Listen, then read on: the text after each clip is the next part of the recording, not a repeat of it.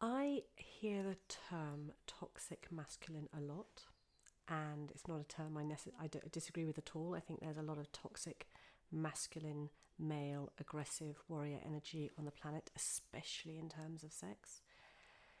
And there's also a lot of victimhood around that term. There's a lot of, I think, when we hear the word toxic masculine, particularly used, or I think it's almost always used by women, there's a kind of corresponding sense of kind of put upon feminine, weak feminine, victim feminine. Like, what can we do? Like, it's kind of like they're toxic, they're behaving badly, they need to change. What can we do? What's our role in this?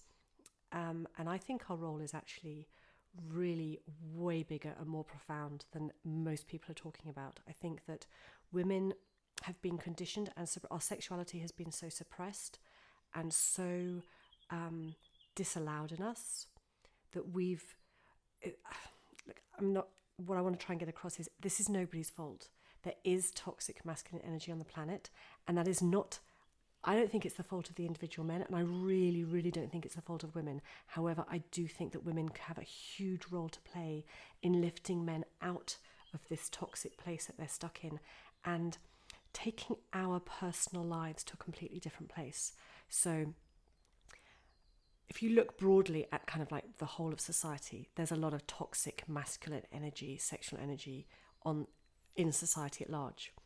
If you bring it back into your relationship, because this is where we can do healing, like we can do stuff within our own micro little relationships, and society is nothing but the sum of its parts, right?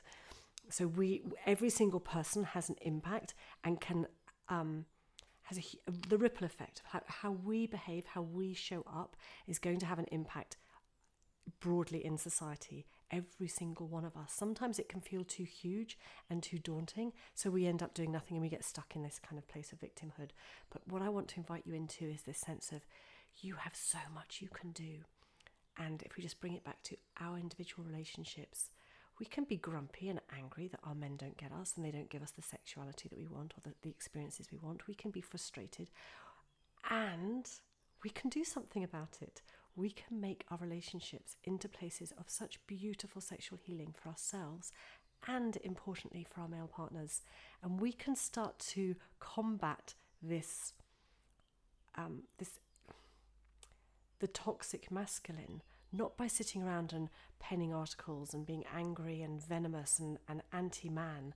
We can be huge, fierce believers and lovers in men and say, come with us, come to a place of so much joy and pleasure and bliss. And yeah, you're going to have to leave some of that baggage that you've been conditioned into behind, just as I'm having to leave some of the baggage that I was conditioned into behind. And together we can create this container of such beautiful togetherness and connection and sexiness and orgasm and bliss and joy and pleasure. And I think we can be the leaders in this.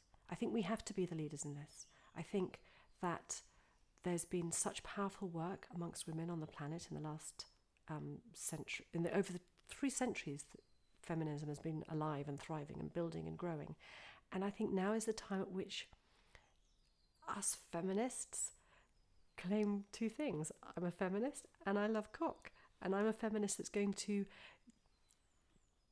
guide the cocks in my life to a much more beautiful place than they're currently stuck. Because I do think that there's a stuckness in lots of male energy on the planet. They don't want to be there. They don't want to be stuck. They don't want to be disconnected. They want to be welcomed home. They want to be close to us. They want to be inside this beautiful, sassy, sexy, yummy container of orgasm, joy, pleasure, sexuality. They want that. They want that. So my invitation is to use your feminine, deeply, deeply feminine sexual powers to welcome your men home.